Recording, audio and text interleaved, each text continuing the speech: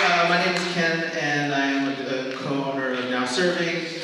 We are so thrilled to welcome you all to this afternoon for our author event here in beautiful Thayer Hall at the Colburn School of Music.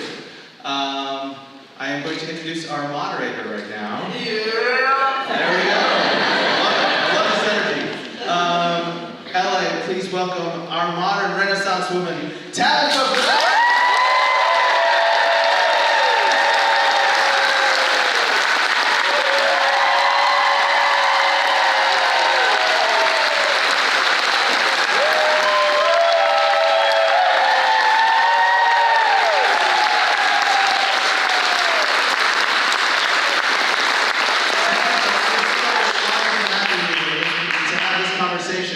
And this is going to be such a powerhouse talk with our author that we're celebrating today. She's a dear friend of the shop. She's a James Beard Award winner and best-selling author. Please welcome Joanne Lee Martin.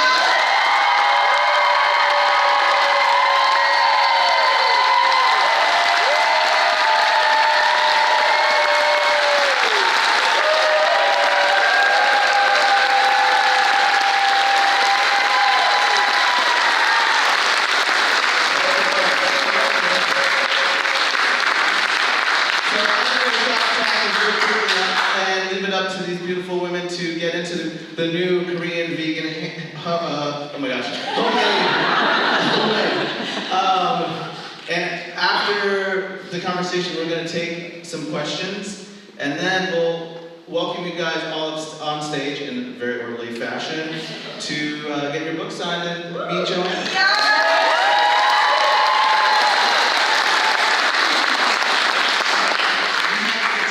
But you're going to tell me when it's time for the questions? Absolutely. Okay, very good. Hello, everybody. I'm really excited to know when it's time for the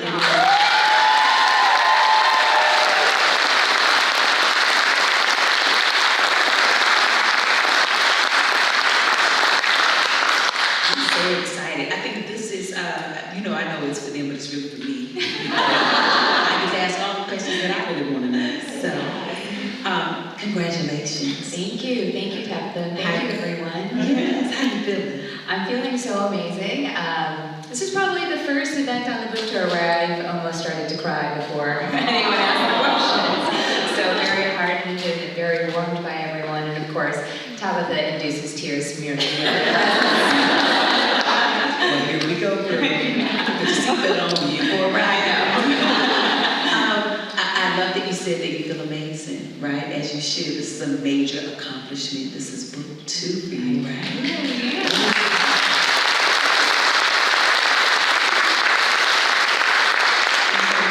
Most people never write one. That's so And true. you have 2. I know, it's very exciting. I'm very proud of it, and I've been cooking a lot from it, and oh my God, the recipes are really good. And I came hungry, so let's get fed, okay? I know we're going to get into the book, and we will, but this has everything to do with the book as well. Who is Joanne? Who is Joanne? Well, it's, no one's ever asked me that. I always think, well, there's the 500-word bio that you can find on the internet. But I think Joanne is, I always say that we are a product of our choices. And I think when I say that, I mean that it's a combination of all of the little steps that I've taken in my life. Many of them have been accidental or unintentional, and some of them are things that I regret as well. But ultimately, it's just, you know what? I remember when I was in creative writing in high school, my senior year, I wrote this screenplay, and somebody read it, and she was in my class, and she was critiquing it, and she said, you know what I love about the main character is that she's always trying to do the right thing. And when you're in high school and you write a main character, it's almost always a reflection of you, right? And I remember thinking, wow, that person just described me. I'm always trying to do the right thing, even if I often don't do the right thing, or I don't have the strength to do the right thing. So I think Joanne is really just somebody who's always trying to do the right thing without often knowing what that is. I love that. Now, do you think that doing the right thing is something that it's for you, or is it something that was forced upon you? No, I think it's for me. Like a lot of people have been asking me about my imposter syndrome.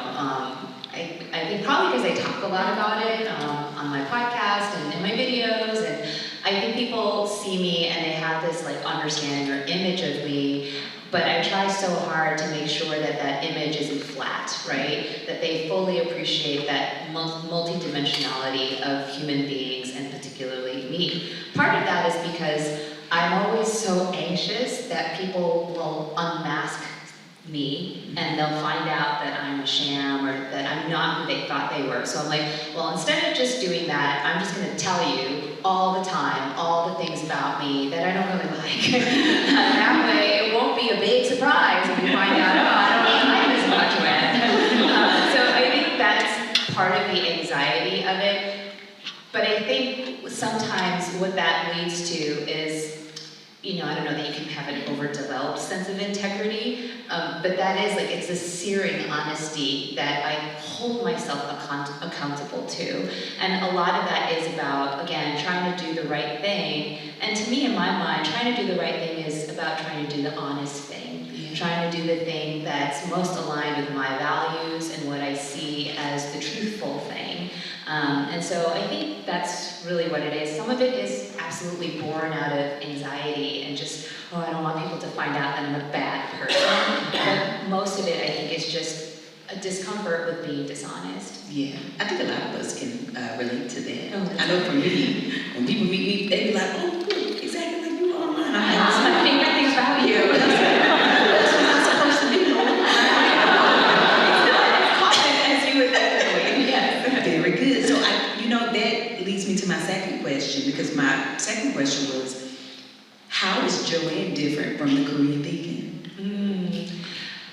So, part of the Korean vegan is sort of like, I have this really great video called I'm Not a Trad Wife, and I talk about, professional Joanne versus home Joanne. And I think a lot of people like that video because it shows the dichotomy of women, right? Like, we're not like just black and white, we're not easily categorizable. But I think also a lot of people related to this concept of there's a professional version, whether you're a man or a woman or whatever, there's a professional version of you, but there's also a home version of you. And I think the reason it was relatable is because neither of them are illegitimate. It's not like our professional selves are fake. It's just the person that we are when the exigencies of work, require us to be that way, right? And it's the same thing with home, right? And I think that, the Korean vegan is, of course, a part of my profession. It's how I make a living. But it's also, why did I start the Korean vegan? I started the Korean vegan because I wanted to share a very specific story, the story of the immigrant in the United States. And so when you have that sort of objective painted onto that identity, well then that is the Korean vegan, right? And everything that I build into it is intentional with that objective. I don't really have an objective when I'm at home, other than to recover from all the things that I do, or watch Korean dramas, or eat French fries. So I think that there's this other side of me that sometimes is a little bit harder to access when you're watching a 60-second video of me, or even a long-form video of me, or reading one of my newsletters. It's impossible to inject all of me into those forms of media. But at home, I'm really goofy, I'm nerdy, I'm maybe a little bit lazy sometimes. Also, you're human. Very human side to me, but it's not like I'm hiding it. It's just only happens at home. Understood. That's very good. So, technically, they're the same person. They are. You just let them see what you want them to see. Exactly. And that's your business. It's housed in different ways. That's yes. right. So, why food? Well, everybody needs to eat. That's always what I say. Mm-hmm. Everybody needs to eat. And what a wonderful, amazing vehicle of disarmament when it comes to vulnerability and building a bridge. That was the original intent of the Korean vegan, right? And, you know, vegan food is probably among the most inclusive foods on the planet, right? So I don't know many people who can't eat strawberries, bananas, and potatoes, and all of those things. There's just a plethora of food that people can eat. So it's inherently more inclusive. And so I think that the idea is to bring as many people to the table as possible. I always think about this one story that my father told me. My father served in Vietnam. He was drafted into the war when he was young. And he was invited by a villager to come in and eat at her table. And of course, given the fact that he was a soldier and he was in a war, he didn't really think about it at the time until he literally sat down at the table and this old woman who lived there prepared this beautiful table of food. He's about to eat it and then he thinks, oh wait, what if this woman is trying to poison me? I'm a soldier, I'm an intruder in her home, technically. And I never really thought before then the amount of vulnerability that is involved with breaking bread with a person, with having fellowship with a person over food. And in the end, he decided, I'm gonna eat this food that this woman prepared for me, believing in her humanity. And they shared a wonderful meal together, and it's also why he loves Vietnamese cuisine now. So I think that that's really sort of a basic principle of the Korean vegan is let's break bread together because everybody needs to eat. And then perhaps if you're willing to trust me enough to feed you, then you can also open your heart to me a little bit so we can talk about some of these, challenging, sometimes uncomfortable things. I love that.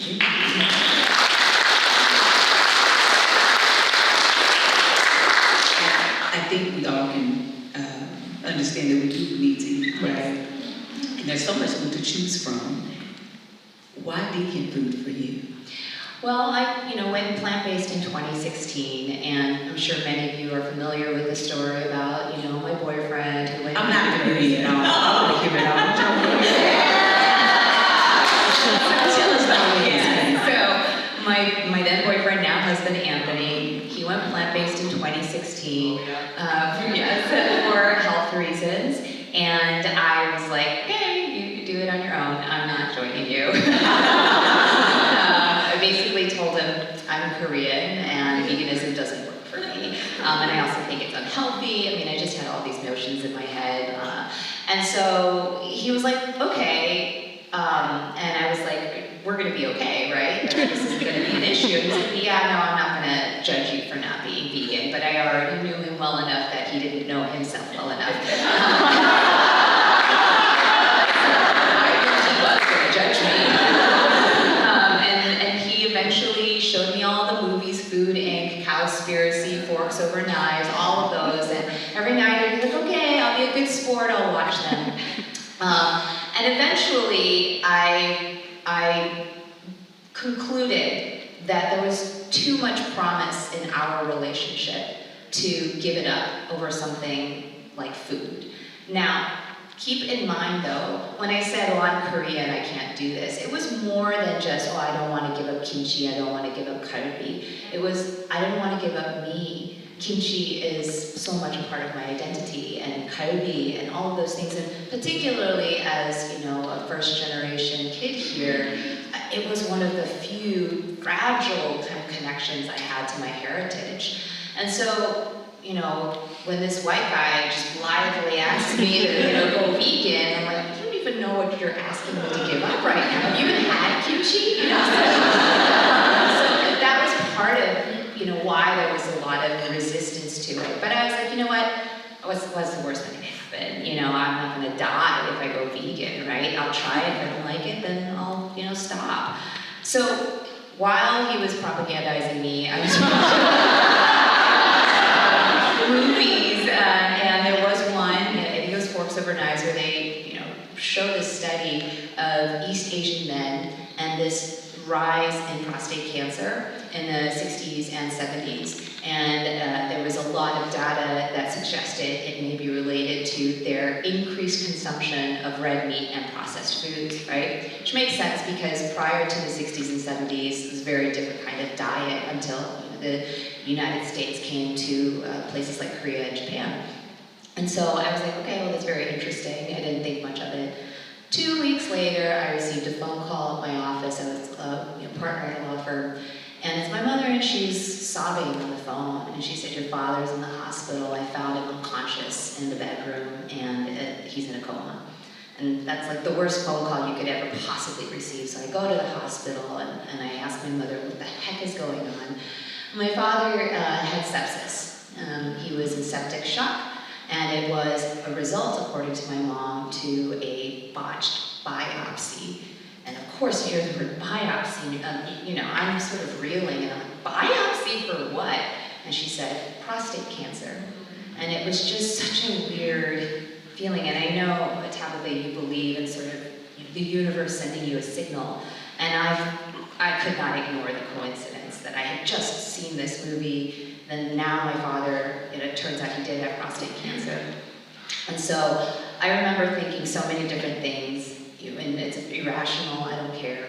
But I remember I went to the bathroom, like in the hospital where my father was at, and I sat down on the toilet and I started praying, and I said to God, dude, if you're telling me I need to stop eating meat, if that's what the message is, fine, I'll do it. If that's what it takes to get my father back to where he needs to be. And after that, I stopped eating meat, and then a few weeks later, we cut out dairy and we cut out eggs as well. So that's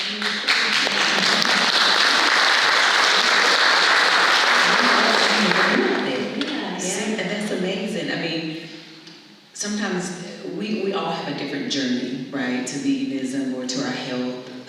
But I am a firm believer that nothing is by coincidence, right? well, I mean, certainly that was just too unbelievable. Yeah. Yeah, that's how God has to do it sometimes, because we won't listen in other ways. Yeah, he really. Yeah, you gotta be like, oh, so you hard-headed. Let me defend your principles. So, but that's amazing. So, as you talk about, your mother and your father, how much, because, I know there's a lot of things in here, like even when you talk about your grandmother and all the things, how much of family goes into, your recipes? I think that my mother and my aunt played such a pivotal role in developing the recipes for these. I mean, we have video footage of them, like literally in my house, cooking with me, preparing. I shot all the photographs here, and so they're posing for the photos as well. And so, I mean, there's this beautiful concept, which I think I probably talk about in the book, and then I'll certainly talk about more. It's sonmat, which if you're Korean, you know that literally means taste of the hand. So it's like son means hand, and mat means taste. And the idea is kind of the counterpart to the Western notion of including love as an ingredient in your food. Sonma is, the taste of the person preparing the food is in the food. It's part of the ingredients, and that's why it tastes so especially good. And I know we've been seeing a lot now, especially in the past 48 hours, about, this notion that you should not eat with your hands if you want to be American. Okay, well, you know what? We cook with our hands, right? And in Korean culture, that's what actually makes it taste the best, is when somebody who really, really loves you prepares that food. So to me, all of these recipes, you cannot extricate my mother, my grandmother, my aunts, even my father, all of these people who played such a central role in me and growing up, and also shaping my culinary experiences into everything, even like the kimchi mac and cheese, which you wouldn't think my grandmother played a role in it, but my grandmother is the first person I saw ever making kimchi in my life, right? So I think there's a piece of them in all of this. There's sonmat as sort of the through line through all of the recipes in this, and I think that's why I wanted to share their stories as well, so that people fall in love with them as much as they do the food. I love that. Now, tell me that word again, what it means to put a piece of them in it. Son, which means hand. Son and mat. Son and mat. Yes. Sonmat. Sonmat. Yeah, it means taste of the hand. So, if it was foot, what would foot be? Just because. But in my culture, honey, where I'm from down south, when the food real good, they say I put my foot in it. That's the God honest truth. Ain't it the truth? That's the truth. That's what we say. Yeah, so we mean So par means foot and mat means taste. Pie and mat. Baby, the next video y'all see me, I'm gonna be fine now, okay? Very good. I love it. I love it. That's the truth. That just let you know we all got something in common. Exactly. Amazing. It all tastes amazing. It all tastes amazing. And it's really good to know they put the pudding. Okay. So I know one of the questions here we were talking about, you're talking about your grandmother, was like, how did your grandmother's way of expressing love, right, through her food, like how did that change you or shape you when it comes to how you share your meals or even how you cook? I think that's such a great question, and it's not something I've really thought about until recently, how much I have adopted the ways that my grandmother showed me love. And I think that some people judge it, quite frankly. They're like, oh my God, you don't say I love you? And I'm like, no, I don't. I don't say it as often as perhaps other people do. It doesn't mean that I love any less. And you know what? You can call it a handicap, and one that I was, dealt as a result of my upbringing, but I don't say it very often, and I do feel uncomfortable saying it. And physical affection isn't always as easy for me as I think it is for other people. And a little awkward when it comes to that. But in food, that's where I feel so confident in expressing my love. It's where I feel most at home in expressing my love for people. It's why I'm always making food for my husband. It's when my dad comes to visit, I want to make him his favorite noodles. I want to make him puditjige, which is the cover of the book, and it's his favorite dish. Or, I want to prepare him donuts because I know he has a sweet tooth, So like this is the way I show love. When it's a friend's birthday, I want to bake for them. I want to do something special for them. I think most of my close friends will probably readily attest to, oh yeah, Joanne's always doing these lavish dinner parties for this and that, and that's the way she shows us love. But they probably have never heard me say I love you to them. So I think that is the way that my grandmother definitely shaped me. I used to be, when I was little, I used to say, oh, how come you never say I love you to me? How come, I never get to hear that? My friends hear it, but I don't, and I used to resent her a little bit because she didn't say it very much. But I think now I don't. I just have nothing, no negativity, no resentment, no nothing. I just feel like, oh, just a different language, that's all it is. And I have no doubt that my family loves me. I love that. Yeah. Baby, I love you, girl.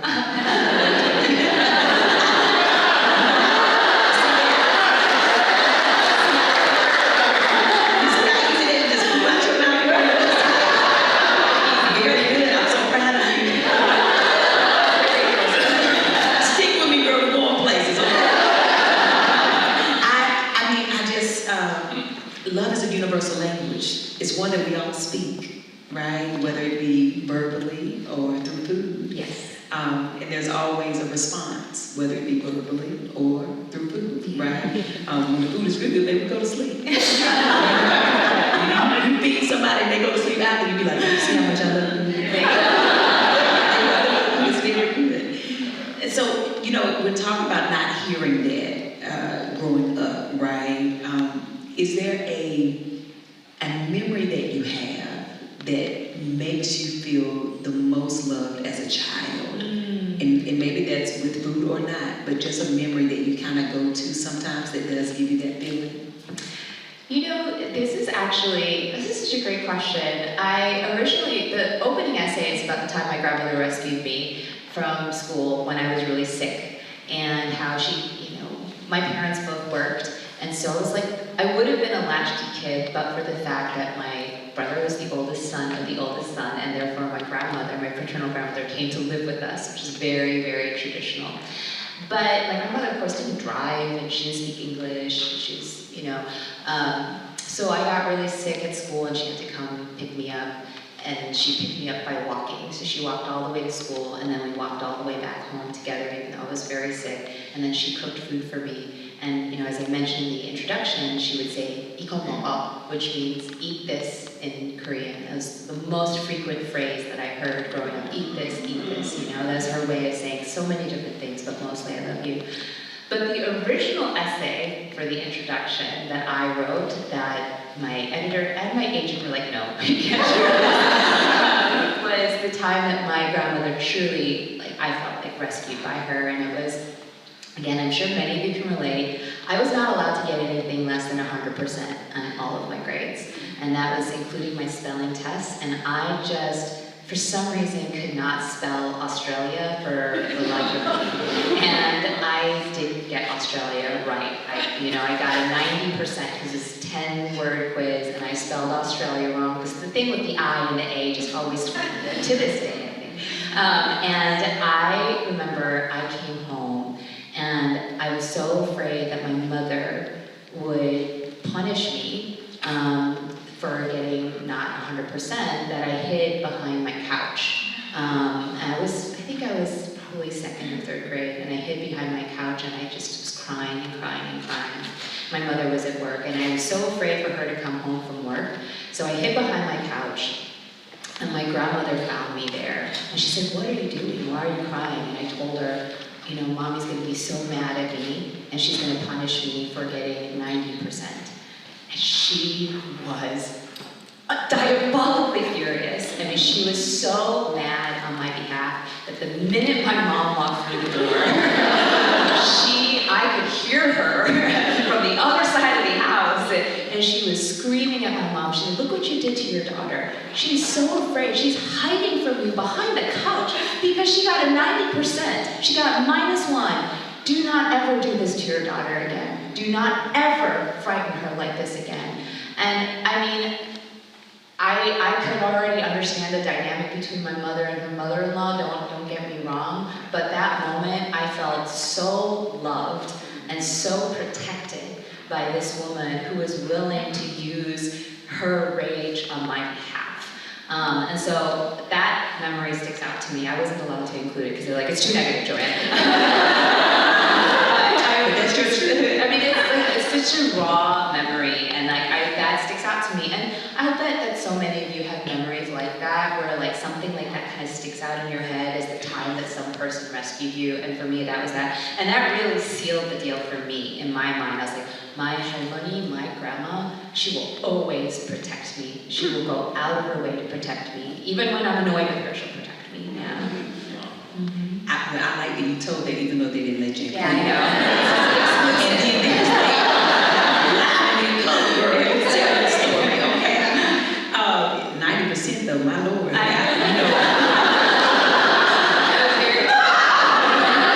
Baby, 90%, we celebrated my house.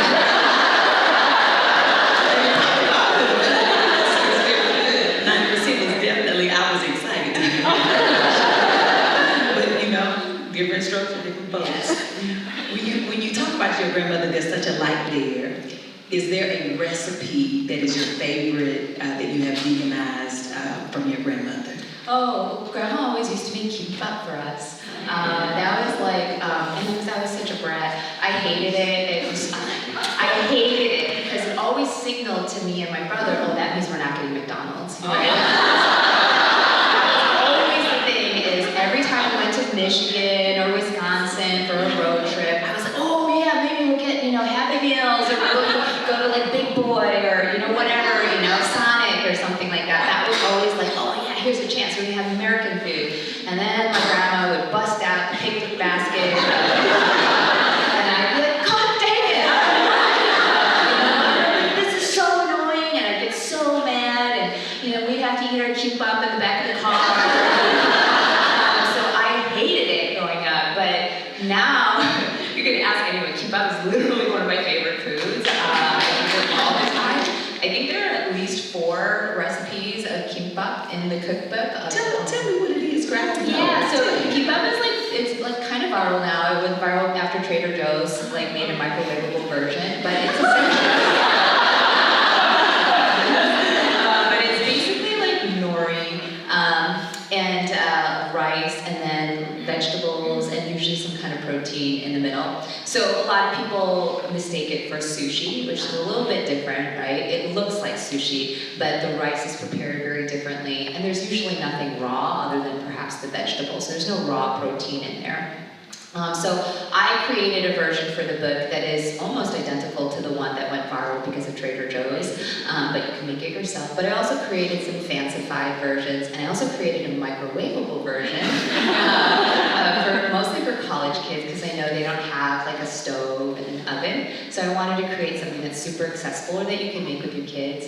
But I love kimbap, and it always indubitably reminds me of my grandmother because if you've made kimbap, it's easy conceptually, but it's labor intensive because you gotta roll everything and usually making like 20 or 30 at a time, right? So it's a lot of work, and my grandmother put in so much work, and talk about sunmat, and her hands are all over it, right? And so her, love was so much in that, and I was always like, I want this, I want McDonald's, as kids were, and now I'm just like, oh, what I wouldn't give to have my grandmother's kimbap again.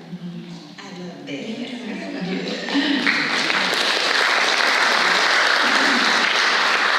Your grandma was saving you and you didn't even know. No, I You didn't. could have I still had a burger trying to digest right now. Y'all see those videos be more viral. You see that? Burgers lasting for years Oh my and years. Yeah. Very good. When you talk about, your grandmother and just, I guess, some of the emotional times that you've had as a child or as an adult, is there ever a time that cooking or creating a recipe helped you navigate your emotions? Yeah. So a few years ago, I lost my dog, Rudy. And, I don't have children, so Rudy was like everything to me. And I was very unprepared. Because I've had dogs for my whole life, but I'd always had more than one. So when one passed away, I was able to easily sort of transfer my love to that dog. When Rudy died, Rudy was my only dog at that time, and that was by design. I wanted him to feel all of my love. I needed him to be the center of my attention, because he had always shared it with Daisy, his older sister, prior to that. And so when he passed away, I was frankly unprepared, and it changed me in a lot of different ways. And I remember I did not know how to handle my emotions. I just didn't know, because they were more humongous than I could have ever dreamt. And I remember I just was weak physically because I wasn't eating very well. I was running a lot because I felt like it was the only time I could get away from the house, which is, everything that reminded me of my dog. And I, invited some friends over for dinner thinking, oh, well, maybe this will distract me too. And I had to cook for them. And I decided to make them 된장찌개, which is actually one of the most popular recipes from my first book. And I remember as I was making it, I made it in a tukbegi, which is a Korean earthenware pot, and I picked up the lid, and I took a spoonful, and I tasted it. And I just remember this is the most comfortable I have felt since my dog died. There was something so visceral about just that motion of bringing that food to my lips, that smell, that sensation, that flavor, all of it reminded me of home, of my grandmothers, of my mother, of all the people who loved me. And it was like I never experienced that with food before in my life. And I think it was all of it. It wasn't just the tasting of it, it was also cooking it and preparing it. All of it kind of created this, I don't know, it just made me feel like, okay, this is really hard and it's gonna suck. And for many, many, many more mornings, you're gonna wanna cry and you're not gonna wanna get up out of bed, but you can do it. You can do it. And it was that 된장찌개. And I think that's so amazing that there are foods in our lives that can do that for us. That was a very eye-opening experience. I think you just explained what is comfort food. Yes, that's very much, yeah. And that's what this book is really intended to be. It's about comforting yourselves when you're the only person who can. Yeah, very good. I like that. I mean, and speaking about comfort, that's also another form of self-care, right? And so you talk about running because you want to get out of the house. So how does running, as well as like how you prepare your meals, how do you make sure you're taking care of yourself in that way? Like how do you use those things? Yeah, so I think, when Anthony first went vegan in 2016, he's been a long distance runner and an athlete for years. And part of it was sort of an experiment. Can I maintain my fitness or even improve my fitness? And in his mind, can I run faster, even if I'm plant-based, protein, et cetera, right? And of course, he was PRing all over the place, and he's sub-3, he's, run Boston, or, Boston qualified many, many times. So, I mean, that just blew out all of the stereotypes about being a vegan into smithereens, right? And I think so, but as a result of that, in our house, we're very conscientious about making sure that our food really fuels our physical activities, and I run long distance as well, and so I want to make sure that the food is always good enough to make sure we're never cutting corners with our athletic pursuits. So, for us, it's often leaning on whole foods, real foods. Don't get me wrong, I love vegan cheese. I use it very much, and we love Just Egg a lot. But also it's like, okay, something like 된장찌개, which is very much a whole food based recipe, or braised tofu, or we have a gochujang-jjigae in this book, or kimchi, which multiple kimchi recipes in this book. These are foods that you go to your local produce section, your farmer's market, and you get a few spices and seasonings, and you're off to the races already. It doesn't require too much with ingredients and things like that. But I think it's also just understanding that there's this connection between your mental health and what you feed yourself. I mean, I truly believe that. And I don't mean that in this sort of pedantic, annoying way, like, oh, you better eat your broccoli, otherwise you're gonna be sad. Like, that's not what I mean. I think it's more just like listening to your body, and paying attention to those cues. Sometimes those cues are telling you, yeah, you should probably be eating more greens. You should be incorporating healthier grains and making, nutritionally sounder decisions. But sometimes your body is also telling you, I think you need a little bit of ice cream tonight.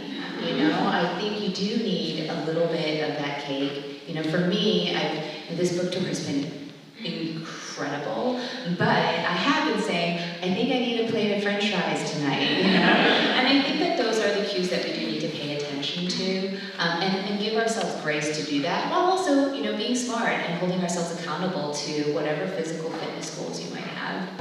Then I might eat fries later. I My body tell me to eat fries right off. That's how it is. As you talk about running, like you and your husband, is there any advice that you would give to runners or athletes who are looking at you and like, oh, okay, well, what does she eat? Like, how does she eat for recovery? Like, what are those tips that you would love to give? Yeah, I think everyone's a little bit different, but I run with a running team, and actually a lot of them are vegan or plant-based, so I feel like anecdotally at least, I do have some data to suggest that my experience isn't unique, and what works for me often works for other people. But for me, it's, and because I'm a long distance runner, I do tend to stick to a fairly predictable schedule when it comes to how much I'm running and when I'm running long. So I always say the body is already inflamed almost all the time, right? And some amount of inflammation is necessary and actually healthy, right? But when you're adding physical activity, and particularly difficult physical activity for an extended period of time, then for me and for many athletes, the name of the game is what can I do to reduce that level of inflammation? So that can be anything from replacing, highly processed foods like, breads and pastas with rice, which I have no problem with, but rice and healthier grains, because your body's gonna be able to digest that with far less inflammation. And then the other thing is, the night before, people are always like, oh, I like to eat pasta, I like to eat lots of spaghetti and things like that.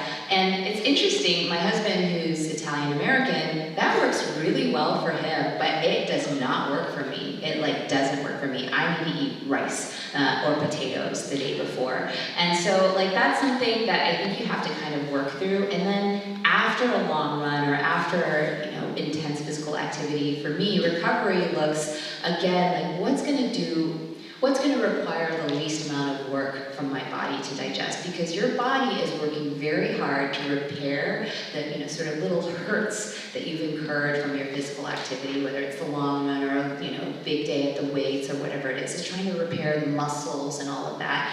So instead of taking your body away from doing that work, I try to do the thing that requires the least amount. So I'm usually eating lots of smoothies, lots of fresh fruit, lots of raw foods in the beginning, and then bulking up with lots of fiber-intensive, protein-rich foods later on in the day, whether they're like legumes or tofu and things like that. It's interesting, people are always saying, oh, like, what are you going to eat right after you cross the finish line of a marathon? And they're like, is it going to be pizza or like chocolate cake or pancakes? And I'm always like, probably potato chips because I need this salt. But mostly it's going to be like bananas and fruit. And my body doesn't actually want anything more than that. It's interesting. And I've heard most people who do run long distance often that the body kind of tells you what it wants. You just kind of have to learn to listen to it. Honey, that's a bar, honey. Very good. And that's not just for runners. The No, body will tell you what it wants. It will. And what it doesn't like. That's very true. Yeah, that can be a painful lesson. We be ignoring our bodies though. That one thing that somebody even know what I'm talking about. That one thing that you eat and every time you eat you get sick. My body gonna do that this time.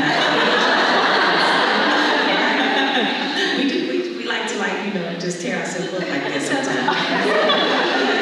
I don't know, I know other people like that. When you talk about protein, right? Let's talk about some of like your favorite Korean protein items. Like, what are some of your favorites? Well, I think the big one is tofu, and you'll see it in the book a lot. Mm-hmm. And I got into it on Threads the other day with some idiot who was going on about tofu, and I was like, I think there's so many people who are so unfamiliar with tofu that they just assume it's just this disgusting, bland meat substitute, forgetting that there's like an entire continent that has been eating it for over 1,000 years with no problems, not as a meat substitute, just because they like it, we got into it, but to me, tofu is not a meat substitute. Like, that's not the way I view it. I view it as its own delicious source of protein and a complete one at that, which again, like that stuff, like I don't get overly concerned about. So I put it into a lot of different things. My favorite thing of late is actually adding it to my desserts. I bake a lot, and I think people are always like, oh my God, there's a whole chapter on baked desserts in the Korean Vegan, and not realizing, yes, I like to bake a lot. It's one of my entrees into cooking in general. And, if you're a baker, then one of the challenges when you don't have eggs is the lack of protein. What is going to provide that structure so that you get that lovely crumb, right? Crumb is about structure. And without protein, you have a hard time creating that structure and the requisite fluff that you want for your crumb. And so I was thinking like, well, where am I going to find protein? And I was like, oh, tofu. Tofu creates protein. You have it in silken tofu, soft tofu, all of those things. And so I started incorporating tofu, for example, in my brioche.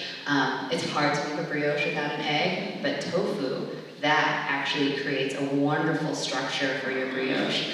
So now I found ways to incorporate it in all sorts of different things, and I really love it. Amazing. Well, very good. I think it's time for questions. Oh yeah, we're right there. Cool. Do we have any questions from the audience? Almost good evening, ladies. First of all, I just want to say it is amazing to see both of you on the same stage.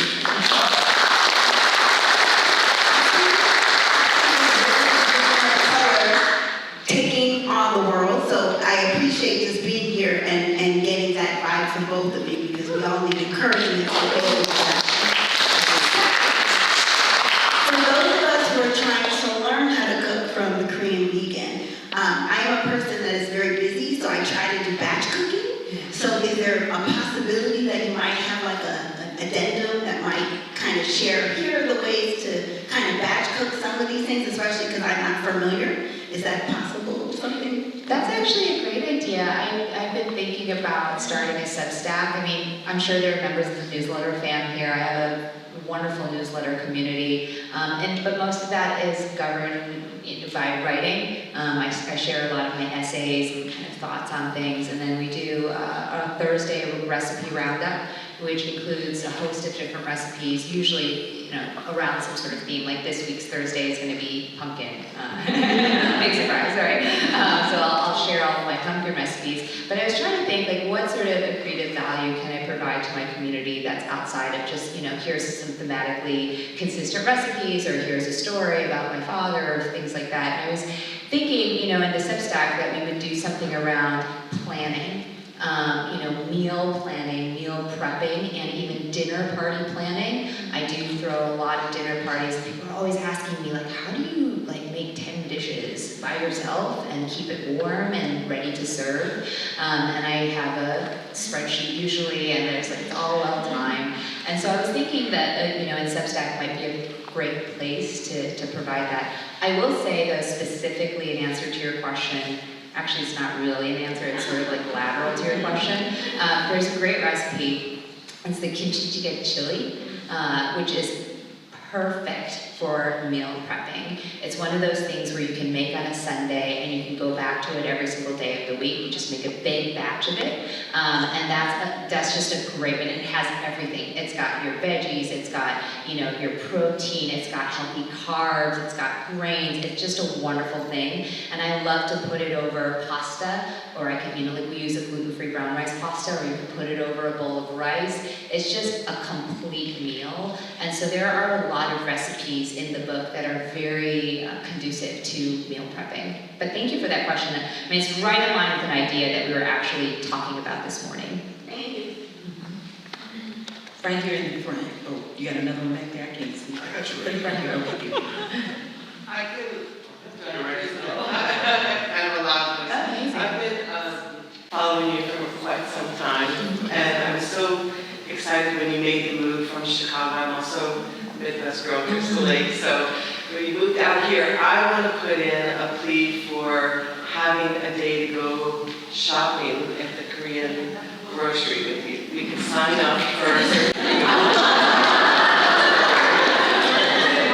I think that's the piece that feels overwhelming. I work right in the middle of Koreatown. I know where the markets are, but just making the way through and trying to make a decision. I know you've done reels of that, which is really helpful, but I think that would be amazing. Well, I hear you. I love this. There's this one photo that I have. We have this little Facebook group called the Korean Vegan Cookbook. And I remember when book one came out, there was a woman, and this is during quarantine, she had her mask on, and she had a copy of her book, and she took a selfie, and she's like, okay, everyone, I'm getting ready to go to the Korean grocery store. Wish me luck. And I was like, oh my God, I didn't realize that so many people felt like they needed luck, to I haven't realized how intimidating it could be. But then, a couple years ago, I went into an Indian grocery store, and it was me saying, wish me luck. So now I fully understand. I think, we would love to do that. Part of the challenge, though, is getting buy-in from the grocery stores. I did a YouTube video once where I just tried to show the ingredients. I had to get multiple releases signed. I had to get legal involved. I mean, the store was just not very, they were like, well, what time are you going to be there? We don't want you getting in the way of our customers. And again, because of sort of the language barrier aspect of it becomes a little bit more challenging. But a couple of people have asked, and I wonder if we can maybe partner with, an H Mart, because they've got a big presence, and I think that they could get a lot out of it and do a tour. But I love that idea. I do hope though, look through the pantry section. I include brand names. I include pronunciation for you guys, how to read the labels, allergy information. It's all in there because I remembered that picture. I was like, oh, I want to take the intimidation out of it. I love that idea. That's a business, honey. Let me just tell you. I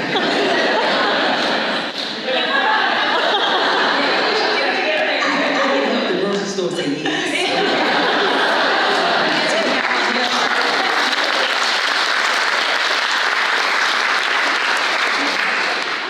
We have another question. Oh, wait. Oh, okay. Okay. And then we'll come back down to you, sir.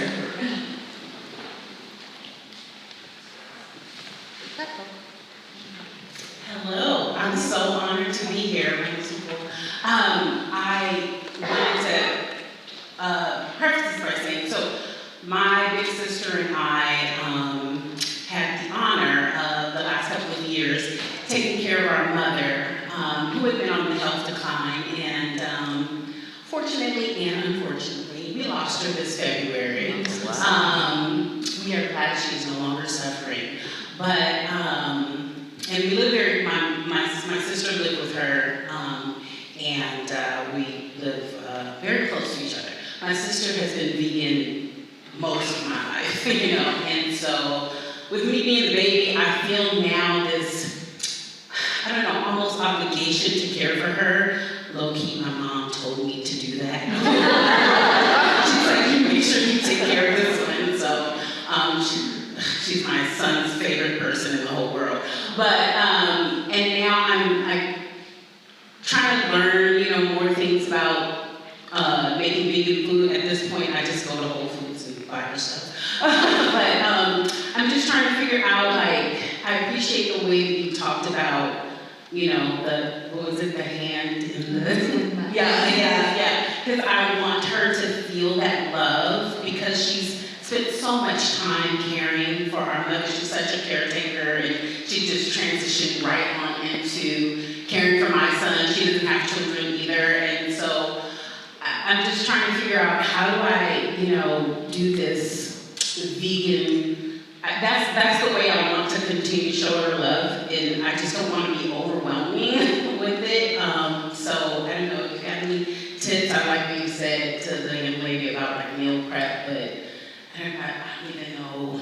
Like, I just don't want it to be overwhelming. So And that makes sense. yeah, I think it makes a lot of sense. I mean, I think everything's going to feel overwhelming right now. And this is a big transition in your life, losing your mother, and now being, you know, asked to take care of your sister. I mean, it's a lot. So it, of course, feels overwhelming, and you're allowed to be overwhelmed and feel that way. I think when I first started cooking for my husband, you know, back in 2015 and 16 when we were just dating, I was not a big cook.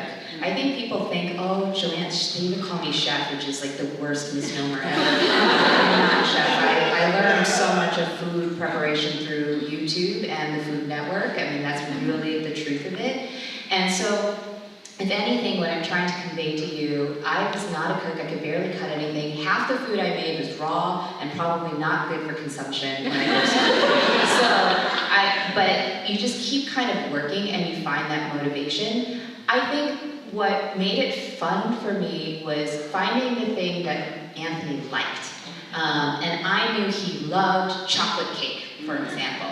So that was the first thing that I veganized for him. I was like, oh, he loves chocolate cake. I'm gonna make a chocolate cake. And now I have that chocolate cake recipe memorized. I mean, I've made it so many times. There's a version of it in this cookbook. And it's very easy. It's very, very simple. So it's something that you can make in your sleep, honestly. Because I was like by no means a big baker at that time. I was like, I don't know what I'm doing here, but it turned out okay, right? And I think that, you know, the other thing that I know he loves is pasta. And even if it's as simple as adding a little onion powder to store-bought sauce, and, you know, grating a little bit of vegan parm over it, and making sure that the noodles are cooked. You know, we put the microwave timer on to make sure we don't overcook our noodles. To this day, you know, there's no shame in that. It can be as simple as that, adding a little bit of nice extra virgin olive oil to it to make it a little special, even if you're using store-bought sauce. I think it's absolutely fine to use as much store-bought help as you need in order to make the intimidation of cooking feel less overwhelming. I do it all the time still to this day. I'm a James Beard Award-winning cookbook author, you know, but I still use store-bought help. There's a puff pastry dessert in the dessert chapter where I just buy it out of the freezer, you know, and I throw a couple things into it and would call it a day. So I think to me, like, you need to find the thing that your sister really likes to eat, and then figure out a way to utilize whatever store-bought help you feel like you can, and then add a little thing here and there that allows you to say, yeah, no, I made this for you. You know, I made this pasta dish for you, or I made this great apple tart for you, or I made this soup for you. And I think there's nothing disingenuous about that. Thank you.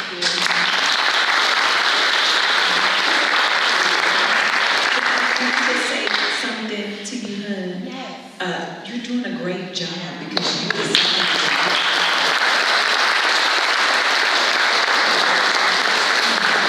we forget to give ourselves grace when we're doing something that is outside of our norm.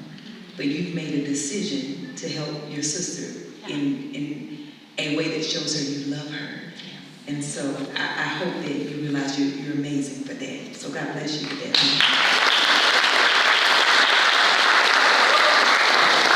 I was wondering, after your father's experience with prostate cancer, did he or anyone else in your family become vegan, and have you had that conversation with other people in your family? We have had that conversation many, many times, and unfortunately, no one in my family. I have so many random strangers come up to me in the street saying I'm vegan because of you, but the people closest to me. I will say, we've had this conversation a lot, and I think they have finally realized after all these years it is not a phase, so we've made some progress on that front. Yeah, I know, it's not a phase. And I will also say, my father, he's not, he knows meat isn't good for him. He feels it. His prostate acts up when he eats too much Korean barbecue. He's said this. So now when he makes naengmyeon, which is one of his all-time favorite noodle dishes, it's in my first cookbook, when he makes naengmyeon, he doesn't include meat in it anymore. He says, no, I don't eat the brisket. It's gonna make my prostate hurt. The other day, I was in Chicago for our Chicago event, and my father was there. And my father actually cooks a lot, and I love that about him. It's very unusual for Korean men of his generation to do a lot in the kitchen, but he loves to cook. And he made himself an entire plate of food for lunch. And he comes out of the kitchen, he says, look, I made myself lunch. And he goes, all vegetable.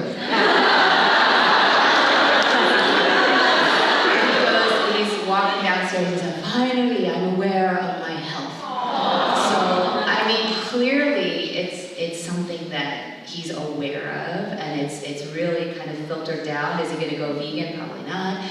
But he's making such a concerted effort to incorporate more vegetables and less meat in his diet. And I like to think that it's because, I think mostly it's because he's proud of me, and he wants me to be proud of him. And I think that has a lot to do with it, and I'll take it. I'll take that.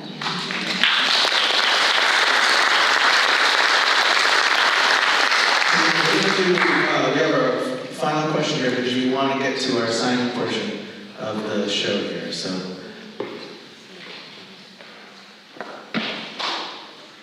Hello. I was wondering what your favorite cuisine to cook was other than Korean food, and also with that, let me just say thank you so much for advocating for immigrants.